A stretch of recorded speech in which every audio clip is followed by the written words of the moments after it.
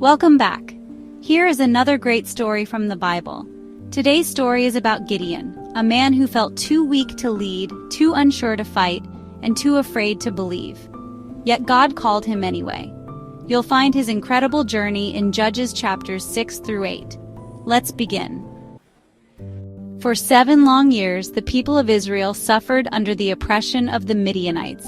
These enemies invaded Israel every harvest season, destroying crops, stealing livestock, and leaving the land in ruins.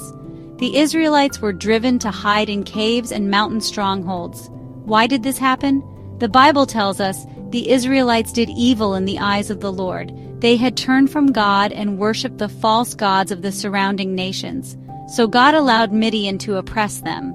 But when the people cried out in desperation, God didn't abandon them. He prepared a rescuer. In a small village called Ophrah, a man named Gideon was threshing wheat in secret. He was hiding from the Midianites, doing the work quietly in a winepress instead of a threshing floor. And then, the angel of the Lord appeared and stood in front of him. "The Lord is with you, mighty warrior." Mighty warrior? Gideon didn't feel mighty. He didn't even feel brave. If the Lord is with us, why has all this happened? Where are his miracles? He's abandoned us. "Go in the strength you have and save Israel out of Midian's hand. I am sending you." But how can I save Israel? My family is the weakest in Manasseh, and I am the least in my family. "I will be with you, and you will strike down Midian as if it were one man." Gideon asked for a sign, and when his offering was consumed by fire, he realized he had seen the angel of the Lord. He was terrified. "Peace, do not be afraid, you are not going to die." And so Gideon built an altar and called it "The Lord is Peace." That night God gave Gideon a mission. Tear down your father's altar to Baal and the Asherah pole beside it. Build an altar to the Lord in its place. It was dangerous. Baal worship was common, and this was an act of rebellion. So Gideon did it at night. In the morning his father asked, "Who did this? Bring him out. He must die."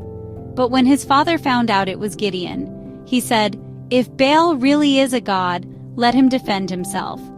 From that day, Gideon was nicknamed Jerubbaal, "Let Baal contend."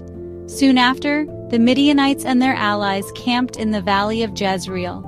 The Spirit of the Lord came upon Gideon, and he blew the trumpet, calling the tribes to battle.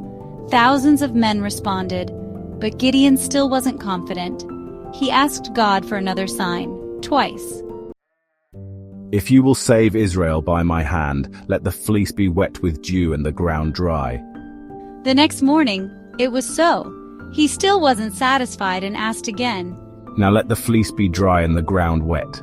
And again God answered. Gideon was learning God is patient with our weakness. Gideon's army stood 32,000 strong, but God said, "You have too many men. If you win, Israel will boast, 'My own strength saved me.' Send home anyone who's afraid." 22,000 men left, 10,000 remained, still too many. Then God gave one more test. Those who drank from the water by lapping like dogs were chosen. Only 300 men were left.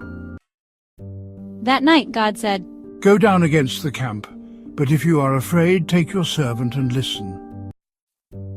So Gideon crept close. There he overheard a Midianite soldier telling a dream. "I saw a barley loaf tumble into our camp. It hit a tent and collapsed it. This is nothing but the sword of Gideon.